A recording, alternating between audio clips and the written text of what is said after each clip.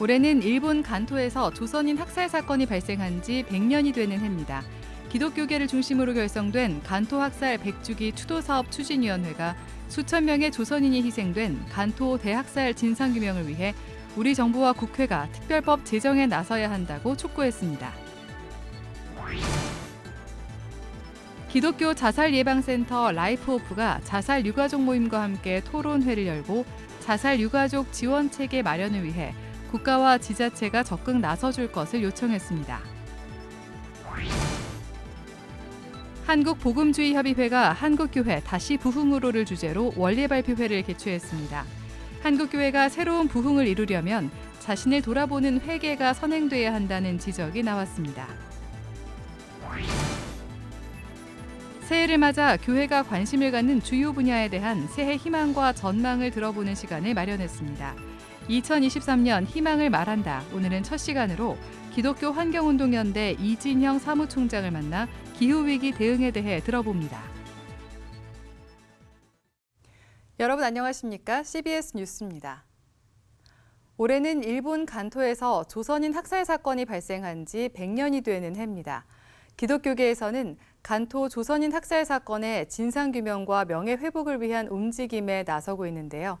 간토 학살 100주기 추도사업 추진위원회가 오늘 기자회견을 열고 일본 정부는 수천 명의 조선인을 학살하고도 단 한 차례도 책임을 인정하지 않았다며 우리 정부가 나서 간토 대학살 진상규명을 위한 특별법 제정에 나서달라고 호소했습니다. 송주열 기자입니다. 1923년 9월 일본 간토 대지진이 발생했을 당시 식민 지배를 받던 조선인들이 방화와 약탈, 강간을 저지른다는 유언비어가 유포됐습니다. 일본 정부는 이를 공식화해 계엄령을 선포했고 이에 선동된 일본 자경단원들과 군중들에 의해 무고한 조선인 수천 명이 학살당했습니다. 유언비어를 믿은 일본인들의 책임이 아니고 일본 민중의 책임이 아니고 계엄령을 통해서 조선인을 살해하도록 만든 국가 책임을 교묘하게 국가 책임을 빼고 일본 민중의 책임으로 돌리고 이 부분을 어떻게 제대로 알리고 대중화시키느냐가 우리가 해야 할 몫인데 당시 상해 임시정부가 발행한 독립신문에 따르면 간토 학살 조선인 피해자는 6,661명에 이른다고 알려져 있습니다. 하지만 정확한 피해 규모는 여전히 집계되지 못하고 있습니다. 일본 정부가 간토 학살 사건 100년이 지나도록 국가적 책임을 인정하지 않는 데다 진상규명 의지가 없었기 때문입니다. 간토 학살 80주기인 지난 2003년 일본 변호사연합회가 당시 고이즈미 총리에게 국가는 간토 학살 사건에 대해 책임을 인정하고 피해자와 유족에게 사죄하고 학살의 전모와 진상을 조사, 원인을 분명히 해야 한다는 취지의 권고문을 제출했음에도 일본 정부는 현재까지도 이를 묵살하고 있습니다. 이런 가운데 간토 학살 100주기를 맞은 올해 기독교계를 중심으로 진상규명과 명예회복을 위한 활동이 펼쳐지고 있습니다. 개신교계를 중심으로 결성된 간토 학살 100주기 추도사업 추진위원회는 100주기 기념사업의 하나로 조선인 희생자 실태 조사에 나섰고 407명의 명단을 추가로 발굴했습니다. 앞으로도 아마 이 다나카 마사타카 선생을 통해 가지고 좀 더 그 지역에서 생산된 자료를 갖다 좀 더 확보를 해서 기존에 오늘 발표했던 명단에서 추가해 가지고 계속 좀 확보해 나갈 예정으로 있습니다. 더 나아가 간토 학살 100주기 추도사업 추진위원회는 일본 정부의 역사 왜곡과 은폐, 제일동포들에 대한 차별과 혐오의 근절을 위해서라도 반드시 진상 규명과 피해자 명예회복이 이루어져야 한다고 주장합니다. 우리 정부가 역사적 책임을 다한다는 생각으로 간토 대학살 진상 규명과 피해자 명예회복을 위한 특별법, 즉 1923 특별법을 제정해 줄 것을 간곡히 호소했습니다. 해마다 학살의 증언을 모으고 사료를 발굴해온 연구자와 활동가들이 있기에 한국 정부의 의지만 있다면 만시지탄이지만 일본 정부의 국가 책임을 밝히는 일은 그리 오랜 시간이 소요되지 않을 것이다. 한국의 여야 국회의원들은 간토 대학살 진상규명과 피해자 명예회복을 위한 특별법, 이하 1923 특별법을 반드시 제정함으로써 이제는 한국 정부가 역사적 책임을 다할 수 있도록 해야 할 것이다. 한편 간토학살 백주기 추도사업 추진위원회는 한일 시민이 함께하는 백주기 추도 행사를 추진하고 간토학살 사건에 대한 한중일 공동 역사 교재 공동 집필도 추진하고 있습니다. CBS 뉴스 송주열입니다. 가족 가운데 누군가 극단적 선택을 할 경우 남은 유가족들은 우울증과 죄책감 등을 겪게 되고 자살 위험도 또한 크게 높아집니다. 이 때문에 유가족에 대한 돌봄이 중요하게 여겨지고 있는데요. 기독교 자살 예방센터 라이프호프가 자살 유가족 지원 체계 마련을 위한 토론회를 열고 국가와 지자체 차원의 보다 적극적인 지원을 요청하고 나섰습니다. 오요셉 기자입니다. 세계보건기구에 따르면 한 사람의 자살로 영향을 받는 사람은 부모와 자녀, 배우자 등 최소 5명에서 10명에 이릅니다. 한 해 약 13,000여 명이 스스로 생을 마감하는 현실 속에서 해마다 13만 명에 달하는 자살 유가족들이 발생하고 있는 겁니다. 자살 유가족들은 심리적 상실감에 더해 죄책감과 우울증 등 심각한 정신적 트라우마를 겪게 됩니다. 자살 유가족의 자살 위험이 일반인 대비 9배에 달하고 우울장애 발병 위험은 약 18배 높다는 국내외 연구 결과도 있습니다. 기독교 자살 예방센터 라이프호프와 자살 사별자들의 모임 미안하다 고맙다 사랑한다는 자살 유가족 지원 체계 마련을 위한 토론회를 열고 보다 적극적인 자살 유가족 지원을 촉구하고 나섰습니다. 라이프호프 대표 조성돈 교수는 우리 사회 자살률이 심각한 상황이지만 유가족 모임은 활성화되지 못하고 있다면서 고립되고 무기력한 유가족들이 스스로 도움의 손길을 구하는 것이 아닌 먼저 그들에게 다가가는 상설 조직과 시스템이 절대적으로 필요하다고 말했습니다. 특히 특정 기관 중심의 돌봄은 한계가 있다며 유가족들이 주체가 된 당사자 운동, 자조 모임이 활성화돼야 한다고 강조했습니다. 그러니까 지금과 같이 산발적인 모임 내지는 관에서 주도해가지고 모임을 유지시켜 나가는 것, 치유해 나가는 것 이 정도에서 좀 넘어가서 상설적으로 유가족들이 모일 수 있고 유가족 중심으로 운동이 유지되어 줄 수 있고 치유 단계를 넘은 그 다음 단계까지도 모임들이 계속적으로 유지될 수 있도록. 미안하다 고맙다 사랑한다 운영진 강명수 씨는 유가족 입장에서 가장 필요한 것은 사회 인식 개선이라며 자살 유가족 돌봄이야말로 가장 적극적인 자살 예방이라고 강조했습니다.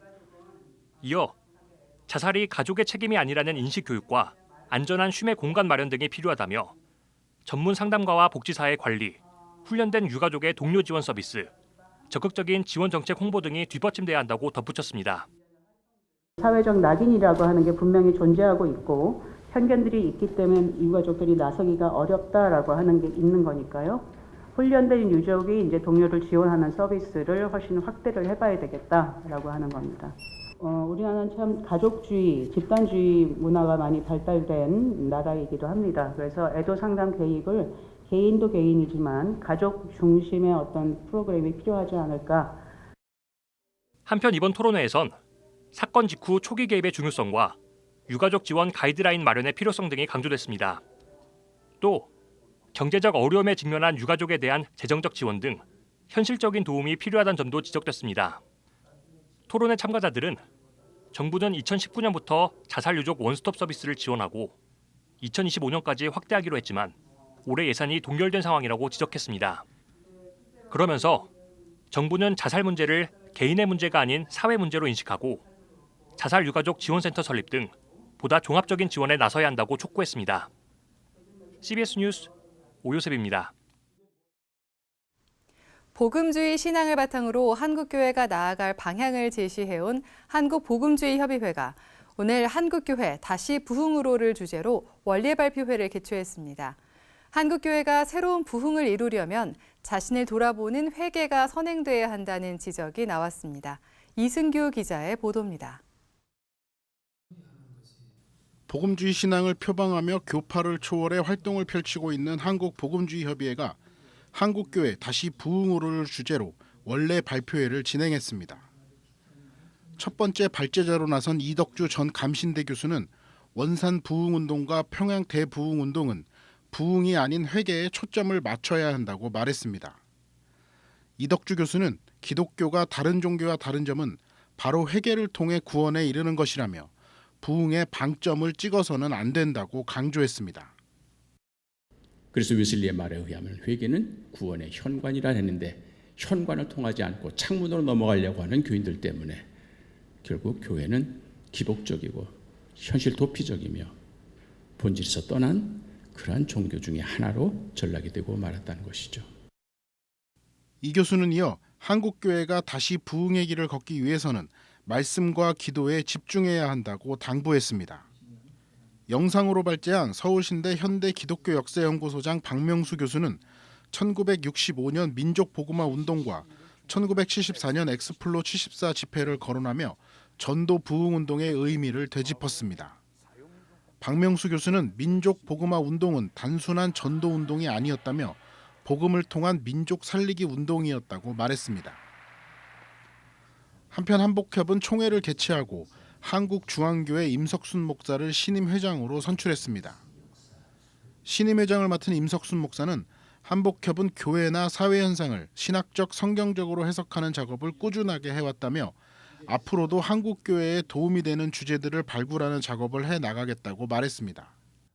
앞으로도 그렇게 전통적으로 이어왔던 한복협의 그 사역을 우리 신학자들과 교회들과 함께 사회적 이슈를 성경적으로 제시하고 지난 3년 동안 회장을 맡았던 최유 목사는 명예회장이 됐습니다.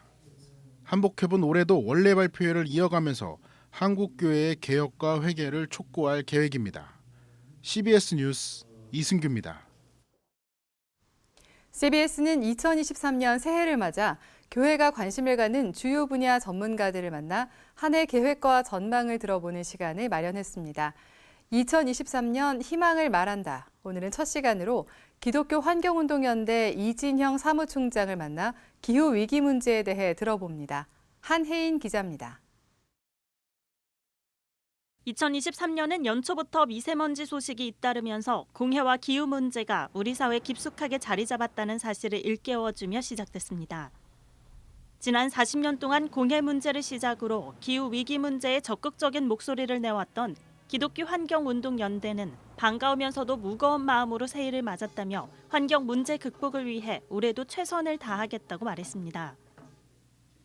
이진형 사무총장은 먼저 지난 2022년은 설립 40주년이자 기후위기 대응을 향한 교단 차원의 관심이 커져 의미 있는 한 해였다고 평가했습니다. 환경운동의 측면에서는 상당히 좀 진전이 많이 있었던 것 같습니다. 또 많은 교단과 기구들이 또 많은 교회들이 또 기후위기에 대응하면서 또 녹색교회가 되기 위한 많은 또 참여들이 있었던 것 같고요. 기후위기에 대한 교단 차원의 관심이 높아진 가운데 맞은 새해, 이 사무총장은 예년과 같이 하나님의 창조 세계를 회복하기 위한 노력을 이어가겠다고 강조했습니다.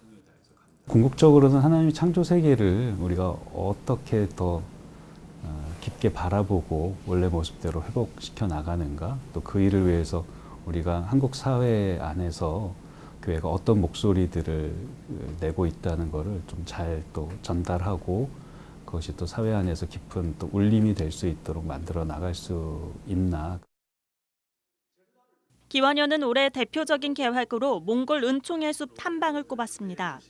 코로나 팬데믹으로 마음 편히 갈 수 없었던 몽골 은총의 숲을 여름에 방문해 기완연이 10년 동안 진행해온 숲 조성 사업의 의미를 되돌아볼 계획입니다.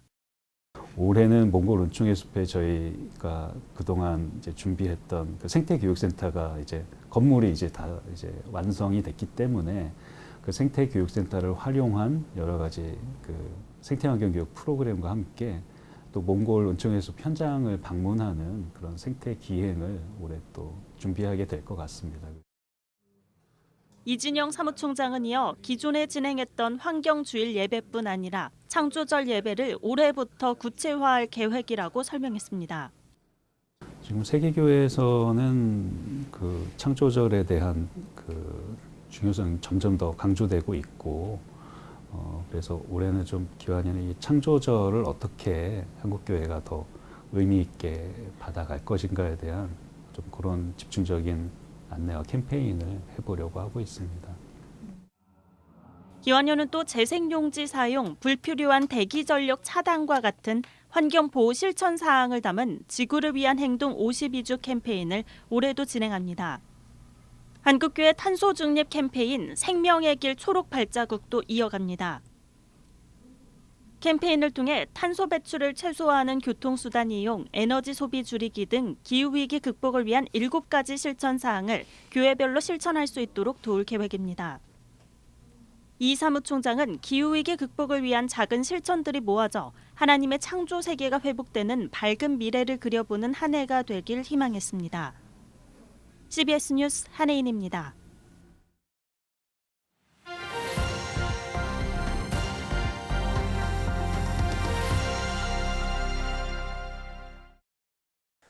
간추린 지역교계 소식입니다. 부산 성시화운동본부가 본부장 이취임식과 함께 집행위원회 출범식을 진행했습니다. 경남 기독교 청년합회와 전북 목회자협의회는 신년 할애회를 열었습니다. 부산 성시화운동본부 본부장 이취임식과 제12기 집행위원회 출범식이 열렸습니다. 새 본부장으로 취임한 가야교회 박남규 목사는 전임 본부장들에게 누가 되지 않게 최선을 다해 성시화운동본부의 사역을 감당하겠다며 취임사를 전했습니다. 여러 가지 말씀을 드리는 것보다 1세대 선배 목사님들의 사역에 누가 되지 않도록 2년의 과정을 통해서 2년 뒤에 결과를 통해서 반드시 보여드리겠습니다. 이어진 제12기 집행위원회 출범식에선 집행위원들에게 위촉장과 감사패를 전달했습니다. 경남 기독교 청년합회와 경남 성시화운동본부가 각계 인사들을 초청해 신년 감사 예배와 할애회를 가졌습니다. 예배에서 경남기총 명예회장 박정곤 목사는 빛의 열매란 제목으로 설교했으며 이어진 할애회엔 박완수 경남도지사 등 지역 지도자들의 축사가 진행됐습니다.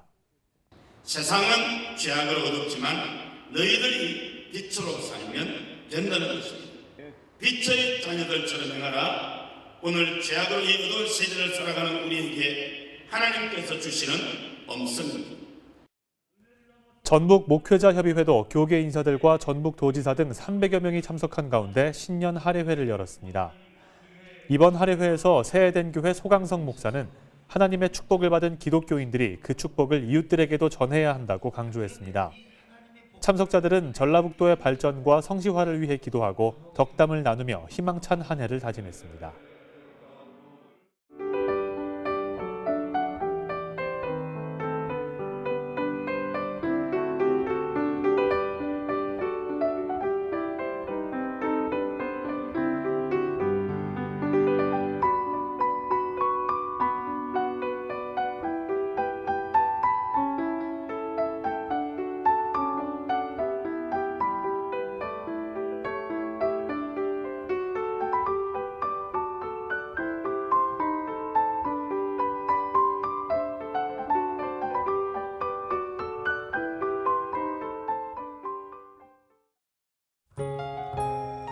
날씨입니다. 내일도 전국에 비가 계속되겠습니다. 기온이 다시 내려가기 시작하면서 서울을 포함한 일부 지역에선 비가 눈으로 바뀌어 내리는 곳도 있겠습니다. 내일 아침 최저 기온은 3도에서 11도, 낮 최고 기온은 4도에서 13도로 예상됩니다. 이상으로 뉴스를 마칩니다. 시청해주신 여러분 고맙습니다.